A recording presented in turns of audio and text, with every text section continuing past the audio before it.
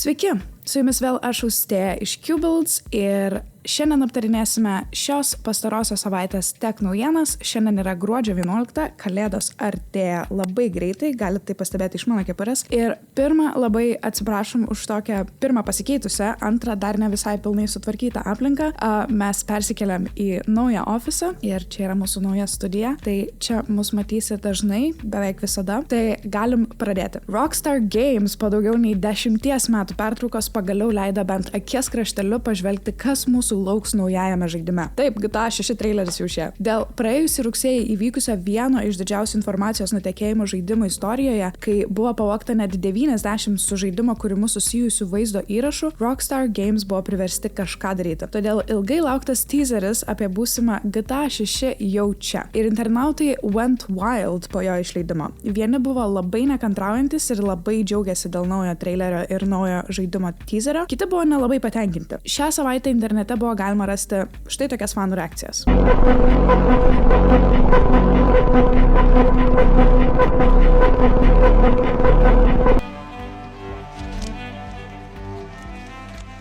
I am Jose Mourinho. Tad galim bendrai aptarti patį trailerį ir ką jame mes tenais matėm. GTA 6 vyks visiems gerai žinomam virtualiam mieste, Vice City, išgalvotoje Miami versijoje, pirmą kartą matytoje 2002 metais Grand Theft Auto Vice City. Nors originaliai miestas buvo sukurtas 90-ame dešimtmetyje, dabar jis bus žymiai patobulintas ir sumodernintas. Tikimės, kad GTA 6 neapsiribos tik Vice City ir bus galima naršyti už jo ribų, kur bus Floridos Everglades ir kiti mažesni miestai. Daugiausia dėmesio skiriama gaujų ir kartelių veiklai abiejose JAV ir Meksikos sienos pusėse. Pirmajame traileryje parodyta išmaniųjų telefonų, Vaporwave ir Vine bei TikTok įkvėpta kultūra. Matom prie policininko kūno pritvirtintos kameros filmuotą medžiagą ir apsaugos kamerų archyvus ir panašiai. Taip pat buvom supažindinti su pirmais pagrindiniais GTA 6 istorijos veikėjais Lucija ir Jasonu, tačiau vyro vardas dar nebuvo patvirtintas. Jie parodyti tarsi puikus nusikaltėlių duetas, kuris palieka daug klausimų.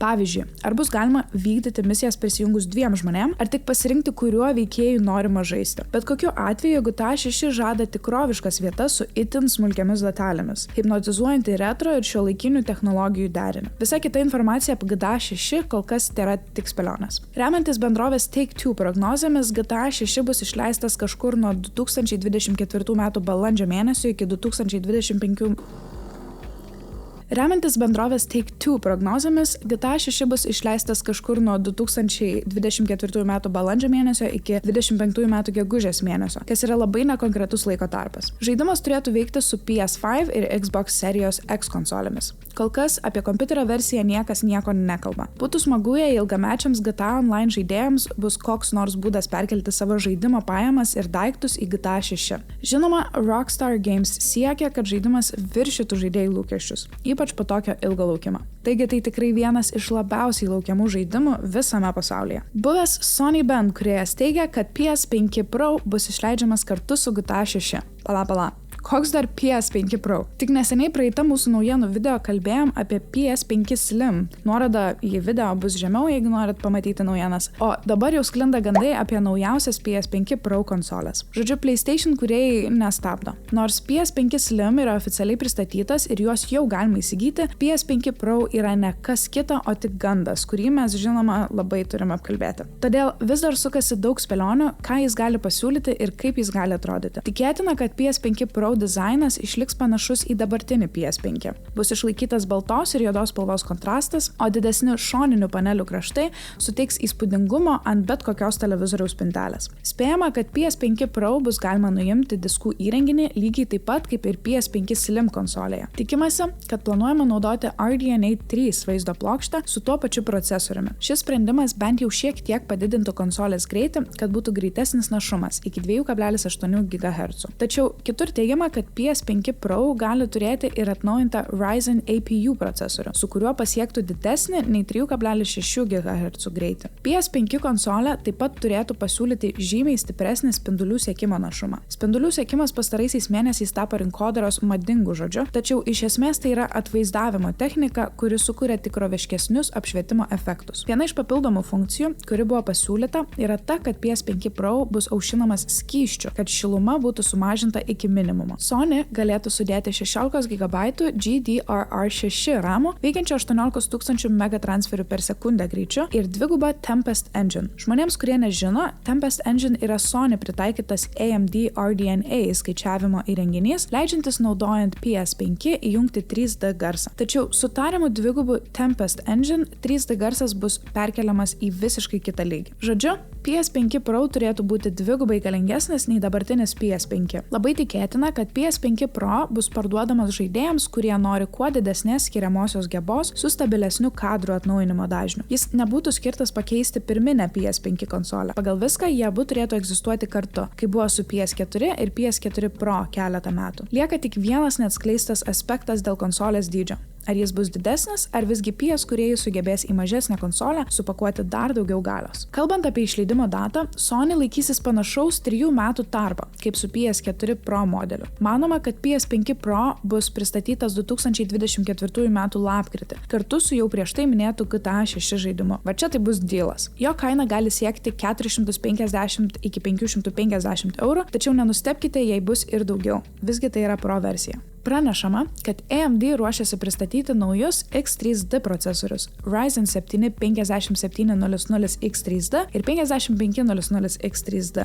Pirmuosius tokius skirtus AM4 lizdui su itin patraukliomis specifikacijomis. Jau žinome, kad AM4 lizdas yra tikras galvos skausmas kompiuterio entuziastams, nes trūksta išskirtinių funkcijų, kurias suteikia naujesni lizdai. Pavyzdžiui, esami Ryzen 7000 serijos procesoriai suderinami tik su AM5 lizdu, kuris apima DDR5 RAM ir PCIe 5 technologijas skirtas vaizdo plokštėms ir kietiesiems diskams. Tačiau AM4 platforma vis dar dažnai naudojama dėl savo praktiškumo ir galimybės naudotis pigesniais DDR4 ramais ir PCIe 4 jungtimi. Todėl šis atnaujinimas iš AMD yra tikras išsigelbėjimas siekiantiems geresnio žaidimo našumo už prieinamą kainą. Būsimas AMD Ryzen 7 5700 X3D turės 8 branduolius, 16 GB ir naujovišką 3D V-Cache technologiją. Planuojama, kad šis procesorius prisijungs prie Vermeer Ryzen 5000 procesorių linijos, kurio galia yra 105 W. AMD pristatys savo Ryzen 7 5700 X3D ir 5500 X3D per pirmuosius kelis 2024 metų mėnesius. Manoma, kad šie modeliai išeis kartu su Ryzen 8000G APU serija ir kainuos apie 300 eurų. Kaip mūsų naujas video,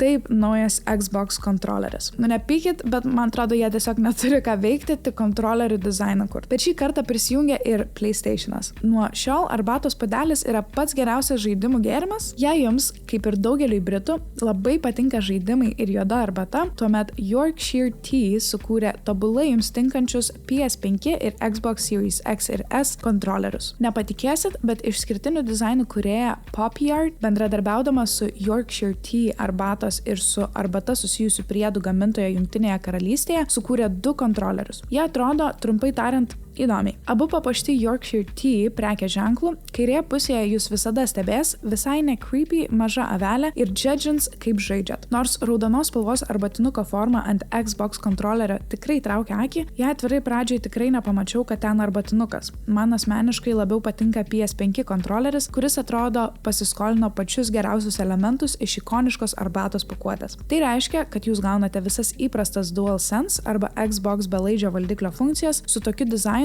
kokio tikrai niekur nerasit, tik Yorkshire Tea internetinėje parduotuvėje. Kiekvienas valdiklis atsiunčiamas gražioje dėžutėje su autentiškumo sertifikatu, įrodančiu, kad jie iš tikrųjų yra tikri, veikiantis ir bendradarbiaujantis su dizaineriais. Tačiau už šį ekskliuzyvinį pirkinį gali reikėti sumokėti net 175 eurus. Ir Tautvilas ką tik padarė.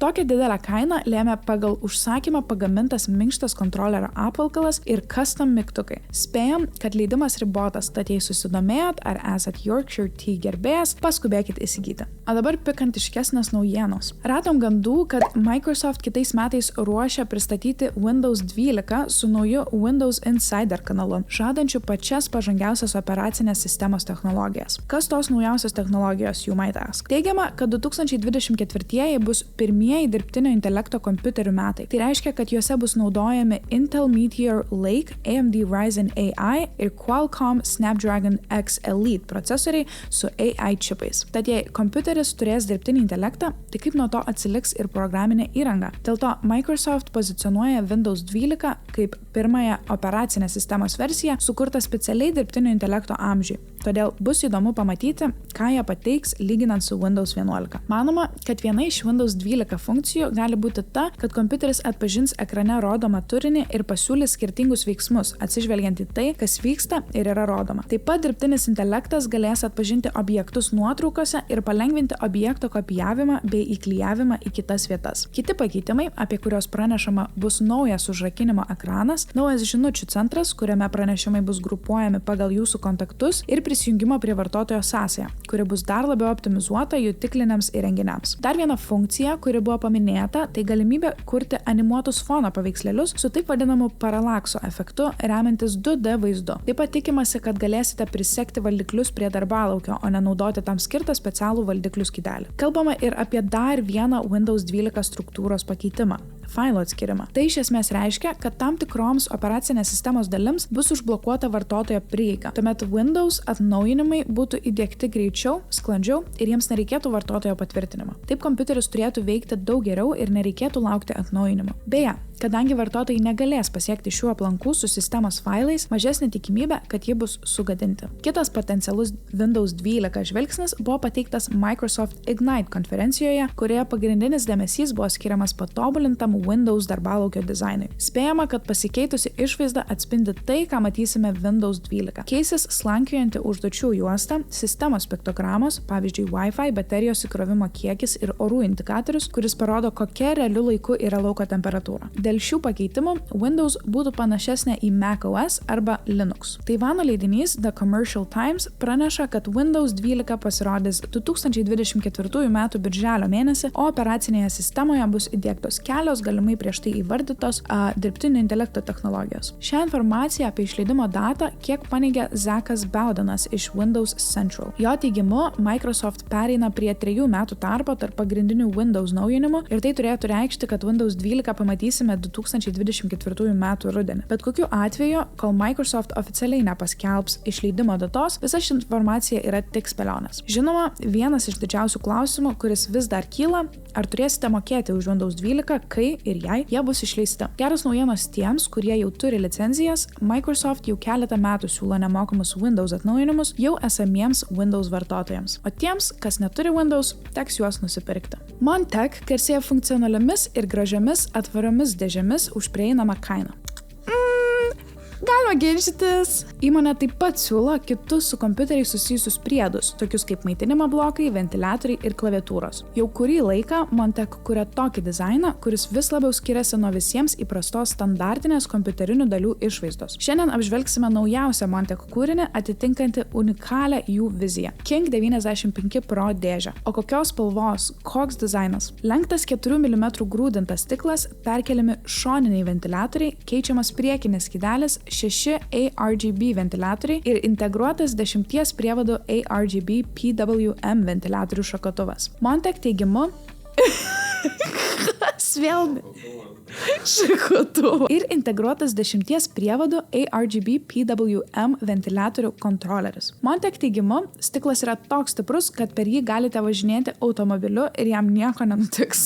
Įdomiausia tai, kad galite pasirinkti, kokio dizaino dėžės norėsite. Ar estetiškesnio su priekyje esančiu lenktu stiklu, ar praktiškesnio, kai stiklas pakeičiamas ventiliuojamu tinkleliu, kad būtų teikiama pirmenybė aušinimui. Svarbu paminėti, kad visos šios detalės ateina jau su dėže ir nieko nereikia papildomai pirkti. We would hope so. Iš vidaus King 95 yra ganėtinai panašus į O11 Dynamic pagal išdėstymą ir funkcijas. Dėžėje puikiai telpa iki ATX formato motininės plokštės, standartiniai maitinimo blokai, aukšti kūleriai ir pakankamai vietos net didžiausiams RTX Cam 9 vaizdo plokštėms. Greitai nuimamos išorinės plokštės ir supaprastintos kabelių valdymo funkcijos leidžia lengvai surinkti ir išrinkti sistemą, kaip jums patogu. Dešinės pusės ventiliatoriaus laikiklį galima pasukti į priekį, kad būtų pagerintas universalumas ir aušinimo efektyvumas. Galima rinktis iš 4 dėžių spalvų juoda, balta, mėlyna ir ryškiai raudona. Armon Tech kylanti žvaigždė visoje kompiuterio dėžių rinkoje. Maxon galbūt nėra pats atpažįstamiausias pasaulyje vaizdo plokščių prekės ženklas, nes jų produktai dažniausiai parduodami Kinijoje, tačiau mūsų akį patraukė išskirtinis Mega Gamer serijos vaizdo plokščių dizainas, kuris taip pat sulaukė ir tarptautinio pripažinimo. Maxon neseniai pristatė RDX Cam 7 Mega Gamer OC 12 GB vaizdo plokštę. Kuo ji išskirtinė? Tuo, kad pas ją yra OnlyFans. Jei tiksliau, net 5 ventiliatoriai, kurie žada aušinimo efektyvumą. Vaizdo plokštėje yra 12 GB GDDR6X atminties, 12 VH Power maitinimo jungtis, 3 pločių aušinimo sistema, kurią sudaro 9 šilumos vamzdžiai ir jau prieš tai minėti 5 ventiliatoriai. 3 pagrindiniai Cam 7 aušinimo sistemos ventiliatoriai yra skirtingų dydžių. 2 šoniniai 110 mm ventiliatoriai ir 1 100 mm ventiliatorius. Kiti 2 papildomi mažiukai ventiliatoriukai yra sumontuoti ant vaizdo plokštės viršaus ir skirti išsklaidyti šilumą iš motininės plokštės į kompiuterio dėžės šoninę sienelę. Šis dizaino sprendimas buvo priimtas tam, kad būtų apribotas karšto oro srautas tiekiamas į motininę plokštę ir jos komponentus, tokius kaip M2 diskai. Ši GeForce RDX Cam 7 taip pat turi patobulintą VRM maitinimo sistemą, metalinį aušinimo sistemos korpusą, nuimamą RGB plokštę, 3 display portus ir 1 HDMI jungtį. Jei jūs suviliojo 5 ventiliatoriai ir fainas dizainas, dėja, vienintelis būdas gauti šią vaizdo plokštę remiantis straipsniais yra iš jd.com. Jos kaina yra apie 600 €. Tiek tų naujienų šią savaitę. Labai ačiū, kad žiūrėjot. Nepamirškite subscribinti mūsų kanalą, palikti laiką, jeigu patiko, ką išgirdot. Atsisveikinu su jumis iš mūsų naujojo ofiso ir iki kitos savaitės. Iki!